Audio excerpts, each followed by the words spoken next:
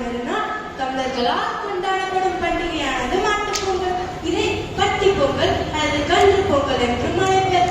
இந்திய காளைகளின் இனம் பல வகைப்படும். அவற்றில் சில காலம்பாடி, கங்காதரி, பத்ரி, பச்சூர், அம்ருத் மஹால், கிர், கமலா, காசி, காங்கேயம், காசர்கோடு, மணப்பாறை, மோடு, முர்ரா எருமை, புலிகுளம் ஜல்லிக்கட்டு, அத்தக்கருப்பன், கருப்பன், காரிகாலை, காட்டுக்கொம்பன், குட்டை நரம்பன், பூர்ணியா, நாகோரி மற்றும் பலர்.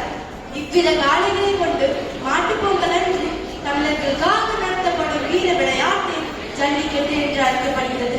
ஆனால் இவ்வித இடங்களில் அத்தக்கருப்பன், கருப்பன், காரிகாலை, காட்டுக்கொம்பன், காரம்பசு போன்ற பல இடங்கள் அழிந்துவிட்டன. ஆனால் எப்படி என் நாட்டு கால்நடைகள் கருமையாலும் நம்மிடம் சரியான புரிதல் இல்லாத காரணத்தினாலுமே இவ்வித இடங்கள் அழிந்துவிட்டன. அது மட்டுமா, காளைகள் உண்ணும் தீனி முதல் ஜல்லிக்கட்டில் காளைகளுக்கு பூசப்படும் சந்தனம் வரை எல்லாம் கலப்படும். பின்னர் அது அழியாமல் என்ன செய்யும்? ஆனால் ஒவ்வொரு காளையினமும் அழிய அழிய இழப்பு